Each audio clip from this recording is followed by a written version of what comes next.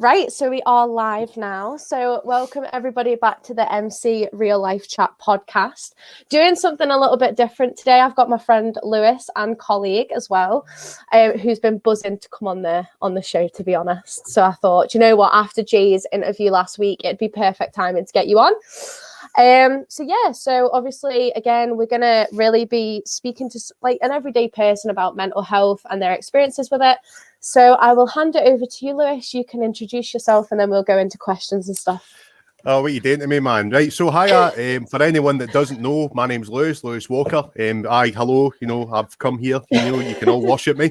But no, I'm just coming on because, I've been tuning into the podcast, I've been thoroughly enjoying it, and I think that you're talking about stuff that's really important.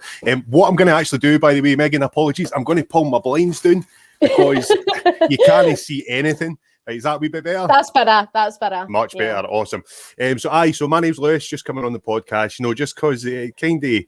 it touched a wee bit of something within myself, and I feel like I've maybe got some stuff to share, and if there's anything I can share that's going to help other people out, then that would be magic for me. So, but I'm just buzzing to come on, really enjoying the show, and there we go. Cool. Right, so obviously Louise has actually said hi, so I just replied to her when you were speaking. So I think obviously, as you've said, with men's mental health recently, I have been hearing stories where men are still really, really struggling. It's not going to be going away anytime soon. I think obviously between obviously me and you, we've both kind of helped each other with mental health, which is why as well I was kind of really excited to have you on. Because everybody, when I went on a podcast as a guest the other day, everyone's like, oh, you're so positive and you're so upbeat, but is that who you are? And I'm like, mate, wait until I've got Lewis on, he'll tell you the complete opposite. So I think, it's not as planned as all the rest of them, because I know, obviously I know a lot more about you, so I know what to kind of divert from. I think, obviously, the first question that I would ask is, when you did have your kind of mental health break, how did it make you feel, like being kind of like a macho man as such, but knowing that you had to step back? So, I mean, if I'm honest with Megan, if we're talking about mental health, I'd be here talking to you all day. I mean, see, when you're talking about my break, are you more talking about when I was off my work, or? Yeah. So kind of the point when you thought, because I was exactly the same, that when you get to that point where you think, do you know what, I can't actually do this anymore. I need to take a step back. Oh, I like the mug. Yes, absolutely. And for anyone else, there you go. There's future prospects for merchandise. So there you go. But I just had to get the mug out for you, so I did. When it comes to sort of mental health, so I mean, the last time I was off, I was off my work for quite a long time, and I think for everybody, this year's been pretty hard, and I took it quite hard myself personally. A lot of stuff going on in my personal life, a lot of stuff from my childhood, but it's not just that, being stuck indoors, and it just exasperates everything. That wee bit much more, and it's not fun. When you're stuck indoors, you can't go anywhere, you can't visit friends, you can't visit family. It just makes it all that wee bit worse, and that's kind of where I found myself last year. And I think kind of how I was feeling last year, I was just like, right, put a pin in it and just get on with it. And I think that's something I've done all of my life, is just, right, stuff it down, just stuff it down. And I think that a lot of other people out there do that as well. And all that happens when you stuff it down and you don't talk about it and you let it build up and build up and build up, it gets to a point where you can't function anymore. And that's the stage that I got to. It was just a case of I didn't enjoy anything. I didn't enjoy watching the telly. I didn't enjoy anything, really. Even driving, even just going for a drive, which is something I thoroughly enjoyed. I just couldn't get any benefit out of it, and it felt like a chore. Everything I felt like I'd done was a chore. And, I think that once it got to the point where I was like, nah, I need to do something about this, that's when things started to get better. And it was only when I actually decided, right, this is it. It's got to the point now where I can't go on unless I try and get help, that I actually started to get that little bit better. So that's kind of what had happened last year. I think that a lot of people probably empathise with that, because we're all kind of in the same situation. We've all got our own personal issues going on, but something, I think that after last year especially, I think I'm a much better person for what I went through, even though it's nothing more and nothing less than what anyone else did. But I'm still here. That's the main thing. Exactly. I think, yeah, like the last year, a lot of people have gone through a lot of different things, you know. So, as I say, you were there to help me when I had my really big kind of breaking point as such. I think obviously just coming back to obviously men's mental health and stuff, I actually heard a really sad story yesterday from somebody that I followed on Instagram that their best friend had committed suicide. Really, he lost his battle with mental health, and you know, it's such a sad thing, and I do kind of want to make awareness obviously about mental health in general, but men's mental health is such a big thing. Like, I think I was looking at statistics, and the rate of guy suicide compared to women's is so much higher. Yeah. And it's because there's this stigma that guys can't have emotions and guys can't feel this way. And, you know, I've even got friends still now, and they're like, do you know what? I'm having a really bad day. And I'm like, do you want to talk about it? No, it's fine. I'm just going to get my head down and get on with it. And I'm like, but you know, sometimes doing that, as you've just said, doesn't work. No. Do you know what I mean? And yeah, so I'm kind of working towards bringing mental health awareness around men's mental health as well, because it is such a big thing. So yeah, so obviously I think you watched Summer Jay's podcast last week. I did, yes, it was good, very good. Yeah, so I think obviously a lot of stuff was covered in that. The reason that obviously we planned to get you on was to see how you've dealt with it, how you've built resilience with it. So I think, you know, COVID is a big thing. Obviously we've all kind of gone through that.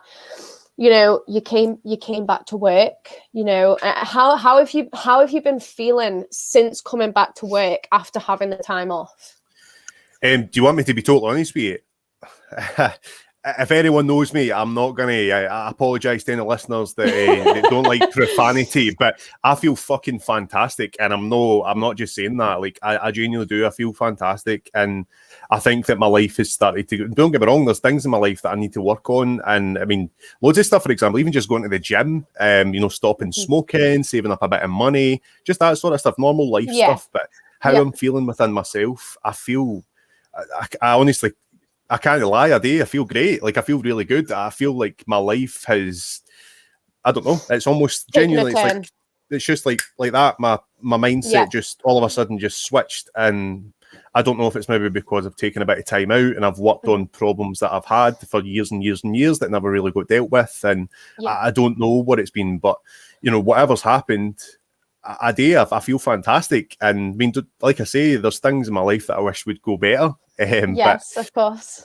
I'm feeling great. Like, genuinely, I feel fantastic, and that's why I love this podcast, because I've come through that, you know. And don't get me wrong, and let's be honest, Megan, and anyone else that's watching that has had mental health issues, whether it be depression or anxiety or any other mental health issues, it doesn't go away. You know, it will come back, but it's all about just been learning how to become resilient.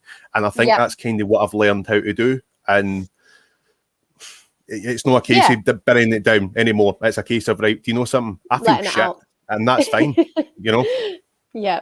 But that's such a big thing, because obviously what I've pretty much said in all of the podcasts, even up to now, is mental illness or mental health it can't always be cured. It's learning how to cope with it on a daily basis. Like, I'm not going to lie. Yes, I come off very positive. After my podcast where I was a guest on Tuesday, Wednesday, I woke up and I was like, I do not want to get out of bed. Like, I was just feeling, and the thing is though, is like, for everybody watching, this is normal. Like, if you feel like one day you get up and you're like, do you know what? I really cannot be bothered to do this, or I really can't be bothered to speak to anyone. It's normal, but don't let it get to the point then that you're completely isolated. You feel horrific in yourself, and then you start thinking of ways to either numb the pain. Like, we've all been there. We've all tried to numb the pain, you know, with things in the moment that I can honestly sit here and say, I'm not proud of things that I've done when I felt so low. Do you know what I mean? And I think, you know, you've probably done things. I know, obviously, we work together. You have a very meaningful tattoo, which I do love. Indeed. So I'll show you it, but it'll be upside down, guys. I can't twist my arm that way, unfortunately.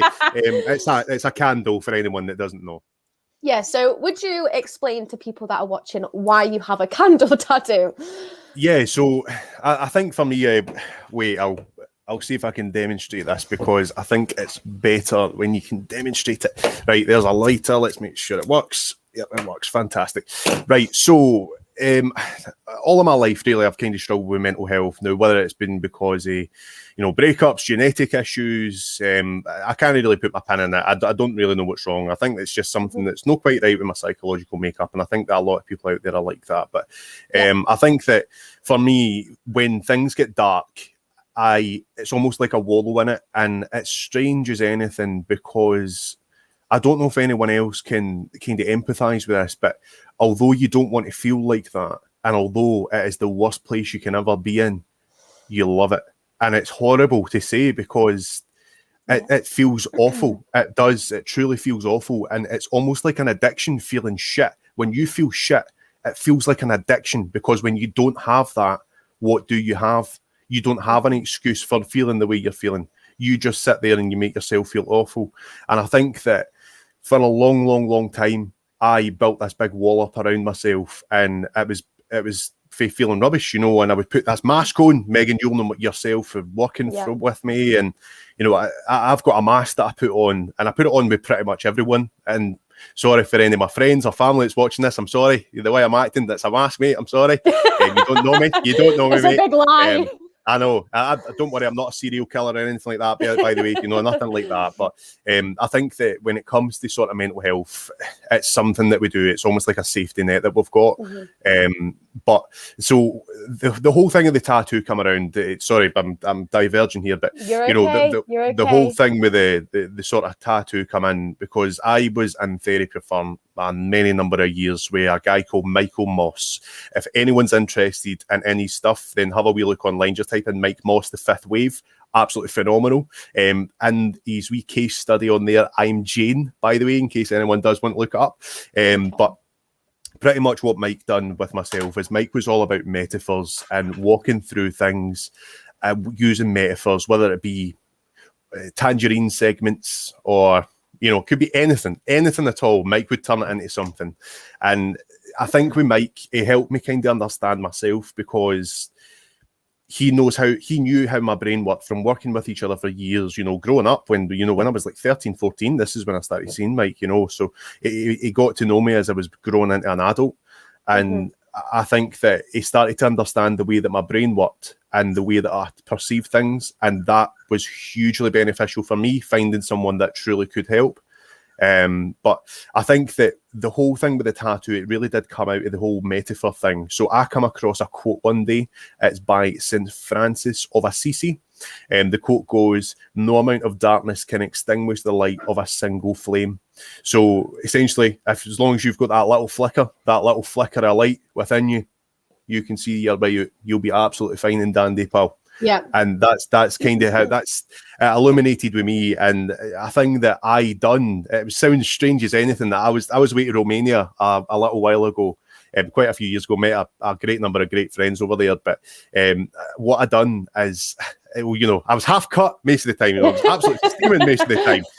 But in my sort of, intoxicated state, I would draw these little candles, and I would give them to people and be like, aye, that's just to keep the light there, just while I'm away, because I could see that there's a couple of people over there that needed that light. And I gave someone over there, I gave them a lighter, right? And this was just such a silly thing. And for me, right, so there's a lighter, right? And there's a lighter that's not been lit, right? See if you've got that flame and someone else doesn't have that flame. All it takes is for you to go like that, and you can brighten their day. Know what I mean? And that is what it is for me, is that as long as I've got that candle and I've got that little bit of light there with me all the time, I'll be fine. And I'll not just be fine, I'll maybe be able to bring a little bit of light to someone else's life. So that's what I like. So that's the candle. Yeah, so obviously a little friend put on here, we all care, Lewis. Big hugs. Miriam over there. Cheers, Miriam. We've got quite a few people watching, so I think obviously I remember you telling me this tattoo story when I was very, very low, and I think we had this discussion a lot, because coming back to the whole mask thing, I think me and you resonate quite well, because we both are very similar with how we are with our masks on. We're very upbeat and we're always smiling and trying to make everybody else happy. But we also resonate in the dark times, that we know what it's like to be there.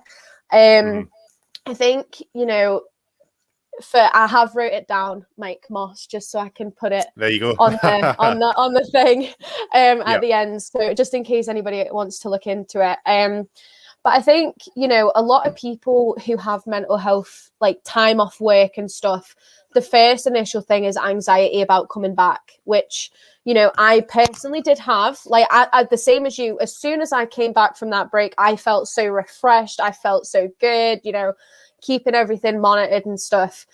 But I think, what would your kind of advice be as somebody who's had time off work, going back into work, you know, that initial anxiety of going back? What advice would you give to somebody? So I think the biggest thing for me, first of all, so I mean, it starts right from when you start going off of work. And this is something that I personally found, is that, you know, you get your time off work, and almost immediately you're thinking, oh, what the consequence is going to be for this? Oh, am I going to lose my job? Oh my goodness, are they going to, you know, they're going to sanction me? What they're going to do? Stop it. Straight away, stop it. Because at the end of the day, you're not off because you're skiving, pal. That's it. That's what it comes down to. You're not off because you're skiving. If you had broken your leg, would you be expected to walk yourself into work? No, of course not. So why should you be expected to go into your work when you are not mentally able to do so? And I think that that's the first thing that people need to realise, is that, listen, it's okay. It's absolutely fine. The fact is, you're off for a reason. And that's okay. And that was the biggest thing for me. I had to, it was about 3 counselling sessions I had just to come over the fact that, oh, I'm off my work. Oh, what am I going to do? And you know, and it's a thing that we do. And I don't know what it is about human beings. We always think about the man, you know, we think about the people that we're affecting. But in reality, you know, we don't look on ourselves, and we don't say, well, how's this affecting me? How is this actually going to affect me if I decide to go back to my work? And I think that was the first hurdle that I come across. And I think that while I was off my work, I did get help, trying a different couple of stuff, you know, and you know, it was tough. You know, it was a tough time, but at the same time, I was working on myself. I was seeing family, and you know, seeing my girlfriend, seeing my wee Doug, my wee puppy, you know, and that really helped. And I think that it just had that little bit of time to work on myself. It really went far and allowed me to kind of work on how I was going to, like, actually get back into the work. And I think that when it comes to coming back into work, I just kind of knew, like, I don't know if it's because I had the benefit of it being around about New Year time, but as soon as it was New Year time, I was thinking to myself, like, well, my sick line runs out on, I think it was about the 10th or the 11th of January. Someone check that for me, because I'm probably wrong. But I think it was the 10th or the 11th of January. And, you know, I just thought, aye, Monday, let's do it. And that's just the mindset I had, is just like, fuck it, let's do it, you know. And I'm so glad that I done that, because I think the thing with anxiety is, I mean, I'll give you another example, Megan. Sorry to steal your podcast, but no, you're fine. That's the whole point of having you on. About half an hour ago, I was sitting out the back of my house having a cigarette, thinking to myself, oh, should I just tell Megan I'm not coming on? Oh, because I was anxious. I was anxious. I didn't want to come on, because I thought, I'm going to be on here with people, and they're going to learn about me, and I was anxious. But then I thought to myself, nah, fuck it, come on, let's do it. It'll be a laugh. Come on, you know. And I done it. And I think that's the thing with anxiety, is it stops you from doing things that you would genuinely enjoy doing. And I think that when it comes to anxiety, do you know something? Put it like this: worst case scenario, what's going to happen? I mean, worst case scenario for me coming on here, for example, right? Everybody finds out that, you know, I'm a mad cunt and never likes me again, blocks me off everything, and you know, that's the worst case scenario for me. But you know, best case scenario, I come on here and someone maybe, you know, takes something away from it. So you know, there's a few comments that came up when you were speaking. So we've got Morgan saying, "Brilliant, Lewis, doing so well, mate." We've got Danielle, who can check if your sick line was in January. Saying great advice. We have Jay Haston as well. Hi, Jay, saying just great awareness and bravo for obviously speaking out about it.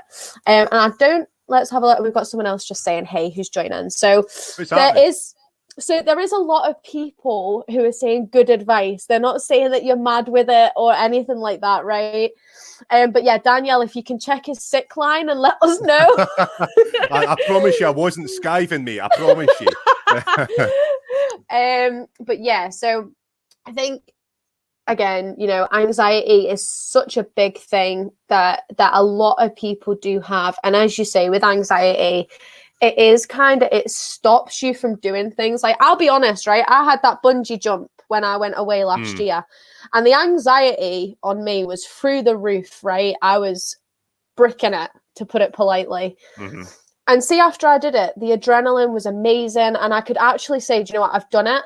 Do you know what I mean? Yes, worst case scenario, the cord could have snapped and I could have died, but that's a bit extreme. You'd have been dead like that though, Megan. Exactly. You'd have been dead like that. So who cares? Exactly. You know, I mean, obviously we all care. Well, obviously, I'm not saying nobody cares if you fucking die, but you know, obviously we all care. But I think so. That's another great example, Megan. It's something that you really wanted to do, and you went and done it. You know, your anxiety maybe would have stopped you, but you said, "No, do you want to know something? Fuck it."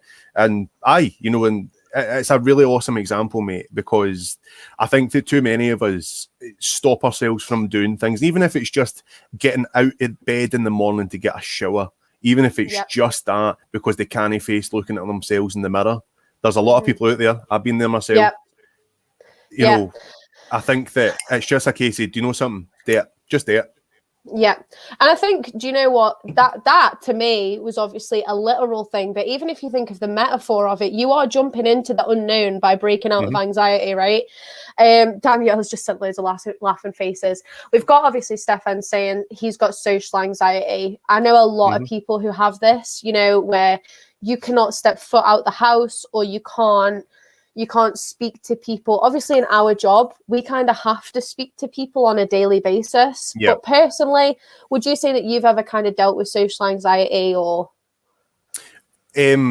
So I don't think I wouldn't say I've got social anxiety in the same way that a lot of people that actually have social anxiety, you know, they experience those symptoms. But I mean, don't get me wrong, like on a daily basis, like when we used to go into work, I'm thinking to myself, oh, is the mask going to slip today? Or, you know, that's the sort of thing that I would think about, is that, well, you know, how, if I mess up my words, is a customer going to say something? Or if I say something, is someone going to take me up on that and, you know, go off their nut? Or, you know, those sort of things are constantly playing in my mind, and I think that's a symptom of just having anxiety. But I wouldn't say I've got social anxiety to the stage that, you know, I don't feel comfortable approaching people. And of course, I think that the reason that I am comfortable doing that is because I do have this mask. You know, I do have this mask on. And I mean, Danielle, that we had just commented there, you know, she became a leader, you know, only just a few weeks back, and never met her before in my life, didn't know who she was. And I was like, I was happening. Didn't know who she was. She might have said, oh, your attitude is stinking, boy. That's dreadful. That's it. You're going away to a hearing right now. But no, you know, at the end of the day, you know, it's a case of, well, if you don't push yourself, you know, you'll never jump, you'll never do it. Exactly. And I think that that's where the mask is very beneficial for me personally. But at the same time, I need to take that mask off sometimes and let people see, you know, and let people understand. And I think it's important to have like the sort of best of both worlds. But to answer your question, overall, I wouldn't say I do have social anxiety. Okay. Well, our work mama, Kez, said, proud of you for opening up, Lewis, beating the stigma. Did you just I think I nearly did spill my coffee. That's on my new t-shirt, by the way, guys, in my new stuff. But we will get to that. We will. No, don't you worry. No, I was just really worried because I'm enjoying my coffee. But I will. So Stefan, to come back to you, obviously we have our podcast next Thursday, so we'll go into social anxiety and bipolar then. Miriam said that she totally agrees, and then Stefan put the mask rocks. I think, do you know what, a lot of people nowadays do have a mask just to get through everyday life, right? But it is so important, as you say, to sometimes let it slip. Like, to be fair, I am probably one of the worst people to say you need to let your mask slip, because I try so hard to keep my mask on 24/7, because I don't want people to feel sorry for me or to see the pain that I'm feeling, because I am too busy trying to help other people. But at the same time, sorry, Stefan just put Fallout 4 in the background. Nice. So I think, you know, the mask is a big thing, and it is really, really important to anybody to, if you feel so low, you need to let the mask drop to let people help you. obviously, I know I was going to come to it anyway. Lewis has actually made a TikTok page and a YouTube page, I think, as well. YouTube's not really taken off as much as I would like, but one day, maybe in a couple of years' time, maybe. But TikTok's doing well at the moment. I think the thing is for me, the TikTok, it's really just a hobby, just kind of keep my mind busy. It's a good laugh. It's a good laugh, and making the videos is good fun. But I've started doing it. I think it was about a month ago now. So thoroughly enjoying it. Guys, if you have TikTok and you want to look at it, it's called Some Sort of Sponge, am I right? Some sort of sponge, absolutely. Right. If MD knows me, then fucking some sort of sponge, mate. That's the one. But he's just funny. He's just your average Scottish lad, right? He's just your average Scottish lad taking the out of everything. So I'll put. Let's have a look. So someone just asked for the username, so I'm just going to put it in there. So I think this might be one of your pals. Keep going, bro. Cheers, Dev, mate. Cheers, bro. Kez has put sponge. But no, definitely have a look at them, right? I swear, if you feel low and you watch one of those videos, you will be howling by the end of the night. Howling. But I think, this has been Mental Health Awareness Week. Obviously, that is coming to an end. That does not mean that mental health awareness stops. It just means that it's not on the media as such anymore. But that's why I'm here. But no, I think with everything that's kind of gone on this week, it doesn't matter if you there's so many different types of mental illness. It might seem that I only really discuss anxiety and depression. I know there are loads, right? But I think anxiety and depression can be one of the biggest killers with people. And I think, it is really, really important. And everybody keeps saying it, is that if you feel bad, you need to speak out. From a guy's point of view, right? How hard was it for you to speak out to somebody? Originally, very difficult. And, this is going back to when I was a child. I was 13, 14 years old. And, oh boy, it was tough, and obviously I'm not wanting to, tell anyone about it, specific people make anyone feel rubbish. But I remember one of the first people I come out and approached, it's almost like it was a denial thing, because it was a member of the family. It was a denial thing. And it was almost like, no, my family member's not got it. They've not got depression, and it was tough. And even going to the doctors, and I don't know how it's like now, but even try to go and get help when I actually did feel like I needed help. So when I was leaving school, this was probably about 5 years ago or so, when I was leaving school, and just between the sort of period between school and university, I wasn't great. I wasn't great at all. I didn't have anything to spend my time on. I was pretty horrible, spending most of the time by myself. And excuse me, sorry, I've got the hiccups. And it's sorry, Trips. And I remember I went to the NHS, and the doctor basically put me towards getting a psychiatric evaluation. So you sit down, and I remember it. I still remember, because I was 17, 18 years old, and I was sitting down, and these people were analysing me, asking me these questions, and I just didn't really feel like they were listening to me, and I genuinely didn't. And it was about 4 weeks later I received a letter from the psychiatric ward in St John's Hospital in Livingston, and they pretty much told me I was bored. They said that there was nothing wrong with me, and about a year and a half later, I nearly killed myself. So I think that when it comes to spreading the awareness and trying to get people to speak out, it's so important. But at the same time, I think that this is where the work that Jay is doing, for example, it is so important, because people sometimes, even when they try and get help, they just can't get it. And especially in Scotland, and I don't know what the rest of the UK is like, but especially in Scotland, mental health and suicide rate for men in Scotland is the highest in Europe. And It's awful. It is absolutely awful. You know, I've known people that have committed suicide. You know, there was a person from Whitburn, you know, rest them, but, you know, Billy Fleming from Whitburn, you know, anyone that's watching that's from Whitburn or even West Lothian in general, you know, you'll know Billy, you know, he's away, and it's awful. And I think the thing is that these people, you know, myself included, we try and get help, and sometimes it just doesn't work. And I think that's why it is so important for anyone that is watching that thinks that your family member's going through something, or, you know, even if you're going through something, speak to your friends, speak to your family. You know, you don't need to go to the doctors, for example. You just need to talk. And as soon as you start to talk, it does start to get better, because people are there for you. You know, your friends, your family, everyone cares for you. And I think that's the most important thing. But I think from my experience, when I was very young, I ended up being very lucky, and I got a counsellor that I spent my time with, you know, 2-3 times a week for years. And that was great for me. It was fantastic for me. But at the same time, it was tough because I was in school. I was getting taken out of my classes to go to counselling sessions. And, you know, it was tough because, you know, my friends were like, oh, I feel like, what's going on? Is he all right? Is he not all right? And obviously that makes my anxiety go through the roof as well, because I don't want people to think that I'm not doing well. And, you know, it's tough, but at the same time, that's that mask. You know, that's that mask that you just need to take off, and it's okay to talk to your friends. It's okay to speak to people. And you know, but I mean, for me, it was quite tough, you know, especially being young. I hope that it's improved now.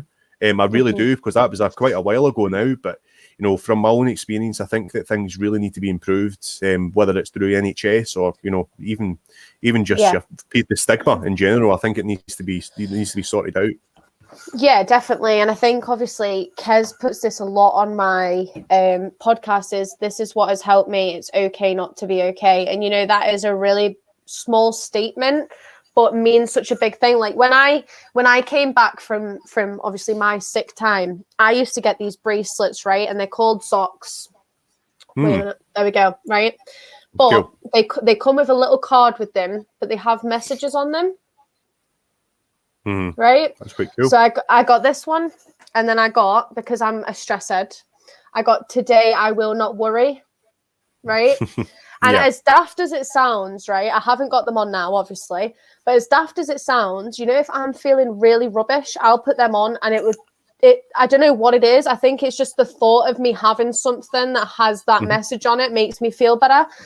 But yeah, Jay Haston that I had on before, yes, he does an absolutely amazing job. For anybody who hasn't already liked his page, he has got a page called Ace Awareness, which is really, really good.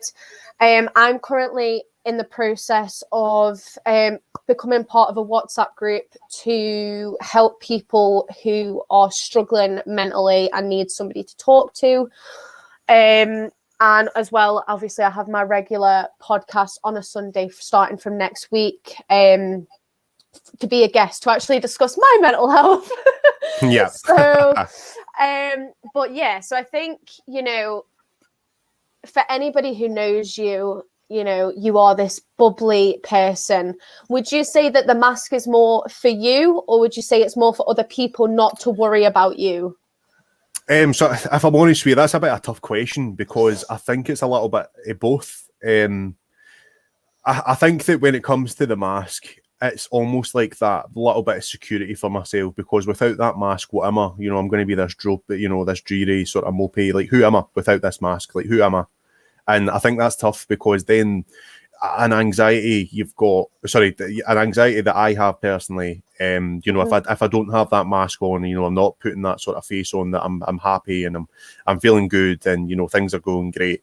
I think that I'm wondering what someone else is going to be thinking. They're going to be thinking, oh shit, he's not doing very well, or, you know, or there's something not quite right with Lewis today. We maybe go and have to talk to him, and then I don't want to talk to them about it. And I think I think it's probably for me, most of it is for me. But I think that when it comes from other people, I don't know. It's almost like I don't want to like put my stuff onto someone else, and I think that's another thing that I don't know. If it's something that any women that experience this, but I know that from a man's point of view, when I'm feeling shit, I don't really want to put my stuff onto you because I feel like I'm putting that pressure onto you. And do you want me to be totally honest with you? I don't know if she's watching, but my girlfriend Naomi, I mean, if she's watching just now, sometimes I won't talk to Naomi, and that's wrong, because if I'm feeling shit, Naomi will be able to tell what's wrong with me. She can tell just by looking at me there's something wrong. Yeah. But I think that it's so important to speak, and if you don't speak, then where does it leave you? It leaves you with that mask on, but you're sitting there hurting behind it, and you've not got that support there. So I think that to kind of answer that question, I think it's a bit of both, but ultimately it does come back on myself. Yeah, so I know I briefly did say that I was going to ask a question about how it affected, obviously, Naomi and your family as well, I think, because, you know, I know you got the puppy, which has obviously helped make you, you know, upbeat again, which is nice to see.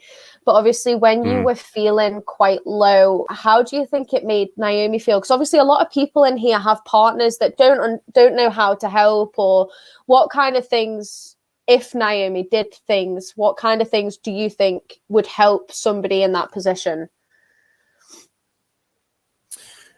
I mean, I can't really see how she felt, but I can imagine how she felt. She probably felt like, oh, what can I do?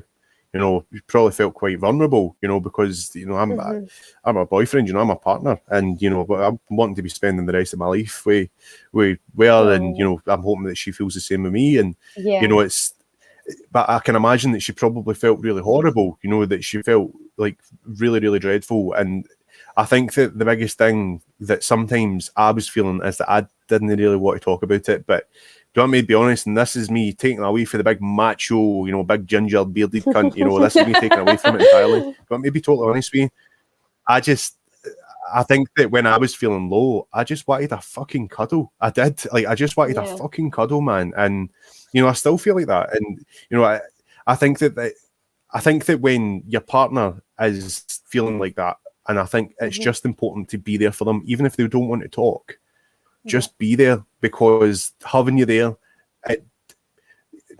it speaks words without them being spoken. You know, it's like an unspoken thing. You know, and I think that just being there for them is the most important thing, even if they don't want to talk about it. Because then, if I'm being totally honest with you, if they don't want to talk about it to you, they're probably not going to talk to anyone about it. So, you know, just be there for them, give them a cuddle. You know, tell them that you love them, and that's really what it's all about. Just show that you're there. Yeah, and I think obviously, Stefan, with your message here, no partnership at the moment for me, because you need to work on yourself and divorce and stuff. To be completely honest, I've been single now for a month, right? I am not going to lie to you. It is literally the best thing that has ever happened to me, and I can sit here and say that because since I've been out of a relationship, you know, I've started working on myself again, and for anyone who's close to me will know my mental health has gone so much better since being single. You know, my partner at the time didn't understand my mental health, which Lewis knows on a number of occasions when we had to talk at like midnight because I needed somebody to vent to. And, you know, so sometimes partnerships can work. Sometimes it's better to do it alone, to be honest. But yeah, obviously, it's the best to help yourself. Yeah, like I think, as Lewis said at the very Stefan, by the way, Megan, just to yeah, go on. No, you're okay. Can you hear me? Yeah. No, sorry, Megan. I was just going to mention to Stefan there. You know, I think that, I mean, I don't know how you're feeling, buddy, and I think that it's obviously, if you're feeling a bit rubbish, then that's pretty rubbish, mate. But at the same time, like, if you've got any friends, you've got any family, just talk, mate. If you need to talk, then talk. And I think that's really the most important thing, is that it doesn't matter if you've got a girlfriend or you've got a boyfriend or, you know, you've got a dog, you've not got a dog. It doesn't matter. At the end of the day, you know, as long as you speak out, and that support network is really what's important. And if you've got anyone in your life that's going through something, then be there for them, because all it takes is one person to make the difference. So that's what I would say to yourself, buddy. Yeah. And as I say, like, everybody can be there for you, right? Everybody can be there. Like, I know obviously the WhatsApp group isn't public yet, so I can't obviously give the name of that to you guys yet. But my MC Real Life chat page has an inbox that comes straight to me. And you know, again, with other things, I have my own TikTok for the MC Real Life chat thing that has regular, like, short 60-second clip bits of what's happening. But I think going back to what you said at the very beginning, Lewis, I've just completely lost my train of thought. Oh, I hate when that happens. I know. It's all good, mate. It's all good. I think we've got a bit of delay, by the way, Megan. I think we're like kind of cutting in between each other. Oh, can you hear me? What was it? I can hear you, yeah. What was I going to say? Right. I've got a wee bit of delay. Yeah, I think so. Do you know what? It'll come back to me. It'll come back to me. So Babs has put 100% so true, Lewis. I honestly can't, for the life of me, remember what I was going to say. It'll come back to you, mate. Do you want me to tell you something? If you can't remember, it was obviously a load of shite, so that's fine. Bye. Yeah, I think, do you know what? Honestly, I had it right there and then it disappeared. Right, anyway, we'll skip. Has anybody got any questions that they would like to ask? Because I've just been rambling on, to be honest. Obviously, while I let people type away if they have any. I think, obviously, the kind of mental health aspect, even with family members, you know, it actually quite upset me to hear that you had gone through that with doctors and they had turned around to you and said that there was nothing wrong, because I'm not going to lie, a girl can go to the doctors and say that she's depressed and all this, and they'll be like, okay, well, what do you want us to do? Like, what can we do to help? I remember having to go to the doctors when I was 16 with my mum, and while my mum was sat there, they were like, so why are you here today? I was like, well, I think I've got a bit of anxiety and depression. Well, what makes you think that? Well, I actually tried to kill myself, right? In front of my mum. And they're like, we can't give you anything because it can make you worse. So that's what I was going to lead on from. So obviously I've had antidepressant tablets. A lot of people have antidepressant tablets, but it doesn't always work for everybody. Obviously not trying to pry. What I would just say is, if you have had experience with antidepressants, how have they affected you? So myself personally, I mean, I was on antidepressants there for a little while, and I think that for most of my life, I was against antidepressants because myself personally, I just didn't think that's what I needed. And, you know, I'm not going to touch on it, but, you know, I think there's a lot of stuff in my childhood that, you know, in my adolescent years that was wrong, and I couldn't really talk about them at the time, you know, just because you know, I was still living with my mum, and, you know, stuff just going on in general. But, you know, I couldn't really talk about them, and I didn't want to, you know, speak out about them. So I think that was really what was truly wrong with me. It was a lot of those stuff that I'd harboured for years and I never really got resolved. And that's what I had in my mind when I was going through the sort of counselling and, you know, getting the help that I needed. But I think that, you know, a few months ago, you know, back in October, you know, when I did go off my work, I ended up going to the doctors, and that's all they done. They just said, right, there's tablets, go and take them. And I was like, right, okay, we'll get them a try. The first lot of tablets they gave me was citalopram, and I have to be totally honest with you, they did not agree with me at all. I felt like I was constantly having an anxiety attack.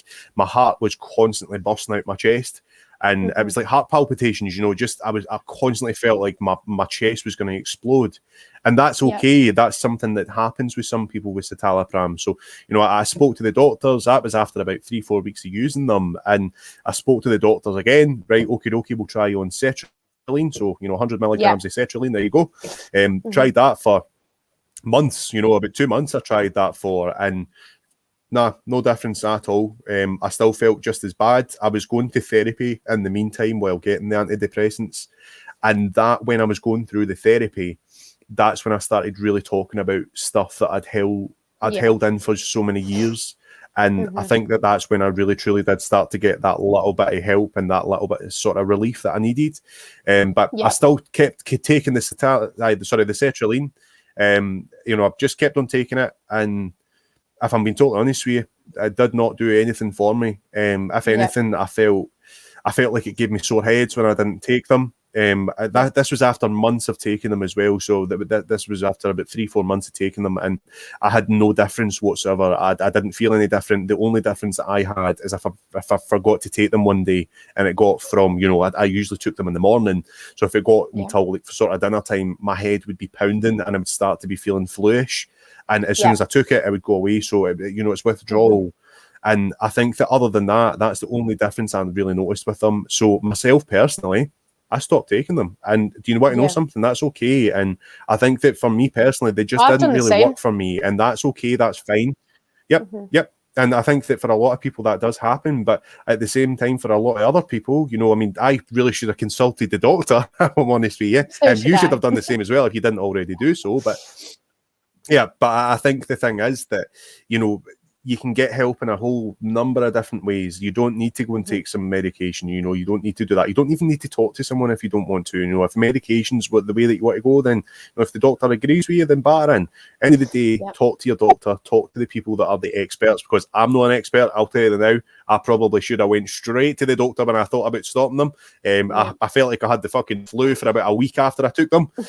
But the thing is, you know, it just affects people differently, and that's myself. That's how it affected me. So if you feel like you're different from anyone else that's taking them, that's completely normal. That's just what happens. These types of medications, they work differently for every person. At the end of the day, you've not got the same. I've not got the same brain as you do. So why would they work the same as what they do for you? You know, so that's really what I would say about antidepressants. They personally just don't work for myself. Yeah. So again, Danielle's put, I'm on sertraline, worked for me. Like I was on 150 milligrams of sertraline, right? And to be honest, I've been off them since actually my relationship finished, right? And I've not needed them once. And even people, like, I've not seen my mum in 2 years, right? Because of obviously the relationship and everything that happened. I didn't see my mum. I saw my mum obviously when I came back 2 weeks after. She was like, you're like a completely different person. What is going on? And sometimes that's what I'm saying. Sometimes you're so deep into something that until you're out of it, you don't realize what's been going on. We do have a question from Stefan saying, does Lewis know the journey he's been on, and what would you change in the system? So with what the journey that you've been on, what would you change about the system? Oh, how long you got? I think the thing is, when it comes to the sort of stuff that's happening at the moment, it's a tough one, because, you know, we really need change from above, and it needs to be global as well. We're slowly starting to see that, but I think my biggest thing is that it's Mental Health Week, that like you're saying there. So it's Mental Health Awareness Week this week, like you were saying, Megan. And at the end of the day, that's fantastic. That's great.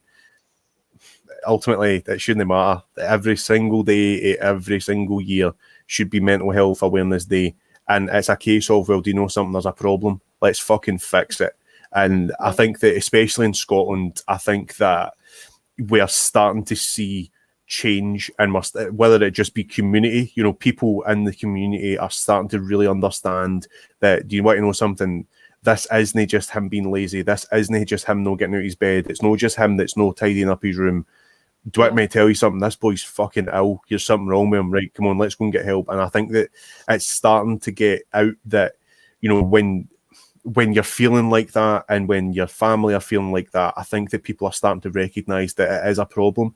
Like I said before, I mean, if I took oh, fuck's sake, touch wood, if I took a heart attack tomorrow, it would be treated completely differently than from, just say, I tried to kill myself. You know, I would get sectioned if I tried to kill myself. You know, I potentially might get put into a fucking mental health hospital, you know, and that's wrong. Yep. That is wrong, because at the end of the day, it should be treated the exact same. And do you want me to be totally honest with you, Megan? I think that something that really resonated with me last week, that Jay, so I mean, myself personally, there's been never been any sort of substance abuse in my life, but I think what Jay was mentioning earlier on about the sort of, you know, drug epidemic that's going on in Scotland, especially, you know, one of the worst in Europe. I think we are the worst in Europe, actually, for drug deaths, and that's telling you that there's a problem. And at the end of the day, you don't see someone taking heroin out of nowhere. That's happened because there's been a certain level of events that get someone to that stage. Yeah. And that is what we need to get to, is the root of that problem, whether it is child abuse, whether it is just being brought up in a terrible area. people not talking about their mental health issues, just stuffing them down and taking themselves to drink and then taking drugs. And, this is what we really need to get to, is the root of the problem. And I think that, drugs aside, it's something that we all need to talk about more. We just need to be honest. And that's why I was really excited when you invited me onto the podcast today, Megan, because at the end of the day, if I'm just your average guy, there's nothing special about me, just your average guy, ugly looking fucker, just for Whitburn, just what I'm. But at the end of the day, it's a case of, well, I'm just your average person, so how's everyone else feeling? And I think that if everyone starts to speak and if everyone tells their story, I think that's when we will start to see change, is then when people start to speak out and talk about how they feel, rather than even just me coming on here today, or even Jay, the work Jay's doing is amazing. Even the work that you're doing, Megan, doing this podcast, it's amazing. But we need more people just to come forward and say, well, do you want to know something? I've had a pretty shit time in my life. I nearly tried to kill myself. I feel like this every single day. Tell us, just talk to us, mate, because you're not alone. You're the one that's going through it. But at the same time, I might be going through it. You might be going through it. I think that's what I would change overall, is that the stigma and, when it comes to how the people start to recognise what's going on, I think that's what really needs to change. And it is, like I said, it is changing slowly, but until it happens and until people start to speak, it's not going to change. And have to remember, when it comes to, government policies, anything like that at all, if you don't agree with what Labour's doing, or the Tories, or, SNP, whoever it may be, if you don't agree with them, that's where it comes from the people. You need to elect someone that's going to make a change, whether it's going to be the Green Party, SNP, whether it be Scottish Labour, Scottish Conservatives, whoever it's going to be. If you feel like they're going to make a change, then do I know something? Go out to the fucking poll and vote for them, because that's what we need. We need people from the community that's coming out and actually getting this changed. Yeah, and I completely agree. I think when kind of coming to change, obviously I only started this podcast like a month ago, guys, and the reason as to why was because, at the same in Lewis, we are average people who have been through a lot of shit, to be honest, a lot of crap. And every time I get somebody on, I learn something myself that I take away from it. And obviously, even though you're a friend, you have helped me a lot, and, a lot of people, like even Stefan saying, you're awesome, mate. Like everybody knows you're such a good, like a nice guy. And I think when it comes to changing and stuff, I think one thing I'm thinking of doing, just as like a little announcement, guys, with obviously COVID, we've all been really isolated. I am actually gonna, fingers crossed, do a pub quiz at the end of June to raise money for the Samaritans, right? Because I looked on the Samaritans website and they do like fundraising. So you basically fundraise your own stuff, you send them the profits, you send all that. This is going to be a complete charity pub quiz, right? So if you want to join, I've not looked into the ins and outs of it yet, but it will be for charity. None of it goes to me. I'm just going to do it as like an overall, like we all get together, we all have a drink, we all have a laugh, we all have a good time, but we're also raising money to get people more support that they need. So I think that's going to be a big plan. I just need to look into it. Yeah. That sounds amazing. That's certainly something I would come on there. If no one else knows, then I'll take any excuse to have a drink, to be honest with you. But it sounds amazing, mate. I would certainly be more than happy to pay, by any sort of money you're wanting for admission, to, as long as we're kind of raising it for charity. So that sounds amazing. And I'll mention it to a couple of other people, and I'm sure that they would be buzzing to be coming on as well. So I don't know if it'll be the same setup as this, because as I say, I've not 100% looked into it yet, because I need to look at how the Samaritans fundraisers work and obviously how to join up and stuff. But yeah, even if I'm not 100% sure if it's going to be just like an overall admission, or I'm just going to do it donation based, because I know everybody, we've all gone through financial struggle in the last year, and I don't want to put anybody out or make anybody feel like they have to pay to be a part of it. I probably will just do it as a donation. Kind of come, like you can come, you don't have to donate, but if you can donate, then that would be great. But yeah, I am looking at a lot of stuff. I am also going to be getting Jay back at some point, so maybe what I could do is get you and Jay on the same call. and have, you know, like a Well, it depends if conversation. Jay's up for putting up with me, Megan, if I'm honest with you. That sounds good. I think I briefly had a chat with him anyway, because I know he's really busy at the moment, but he said that he would come back on. But I think, you know, even having a conversation, you know, coming back to the stigma of men's mental health with you, who's the average Joe, and Jay, who has got, obviously is making so many amazing changes in Scotland. Like, I think it'd be a really good thing to do. Stefan, thank you. Obviously, pub quiz, I'd be up for that. I'd pay. As I say, I am going to get as much information as I can before I post it on the page. But yeah, as Lewis said, it's an excuse to drink and have fun and come together as a group, because I know, like, we've not all done that. And I'm not going to lie to you, right? I am rubbish at pub quizzes, so I will be a great host because I don't have to join in. But yeah, I think, you know, I'll look more into it. Lewis, I do want to like get you back on at some point, obviously after some other things that I'm doing. I know, you know, you're happy with anything, so I'll, you know, we can sort that out anyway. Obviously, to kind of wrap it up, what would you say is the main kind of message that you would like to leave people with? Because we have like 4 or 5 minutes left. I think that the last thing that I would really kind of want to tell people is that I've come on here just because I'm just your average person, and, you know, Megan's your average person, and at the end of the day, that's all it takes is to maybe influence someone. And whether you are all feeling great, you know, fantastic, I really hope all of you are, but if there's anyone out there that's watching this that's not feeling so great, if I can come on here and just share just a little bit, you know, just a little bit about me, that, you know, I've had these issues, and, you know, all these other people have had these issues too. It's all right. It's fine. And let me tell you something. It's know that it's normal. It's not normal, and that's okay. That's fine. There's nothing wrong with it. You know, you're feeling rubbish. So if you need to go and get help, go and get a wee bit of help, because all it takes is just someone to pick up the phone. Listen, Mr. Doctor, I would like some tablets, or I would like to speak to someone. That's all it takes. Or even, you know, pick up the phone and speak to your mum, speak to your dad, you know, speak to your best friend, speak to your girlfriend, speak to your boyfriend, you know, speak to someone, because if you don't speak to someone, then, you know, it's just going to build up till it gets to a point. And, you know, I know myself personally from, you know, attempting suicide in the past, it can get to that point. But as long as you're talking, you're still about. And I think the last thing that I really would kind of say to everyone is that, you know, no amount of darkness can extinguish the light of a single flame. And that's pretty much all for me. Yeah. Well, as I say, it's been obviously great having you on and having you explain so many things. Yes. You know, I'm not going to lie, guys. Your girlfriend's come on. She's just put two blue hearts. Oh, hi, Naomi. There's my wee dog for anyone that's watching. That's my wee dog. Right, let me put the comment back up. That's his little dog, right? It's Cooper, right? That's my wee dog. Yeah.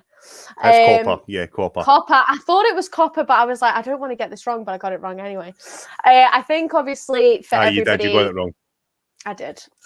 I think for everybody, you know, I'm not going to lie. I've had counselling. I've had CBT. I've had tablets. I've had all sorts. I've even got books and books and books about anxiety and depression. Everybody's different, as Lewis put it. And yeah, I think obviously he's been great on here. Naomi, you've got a good one. You've got a good one. No, but as I say, I'd love to have you back on. I'll probably speak to Jay in a couple of weeks anyway to see about getting him back on. We'll sort something. I'll let everybody know about the pub quiz. You know, I'll try and get it arranged and on the page as soon as I can. I think obviously for myself, again, Lewis, thank you very much for coming on. You know, and I know we both had a lot of chat. But yeah, as he said, we're average people, guys. We have average people problems.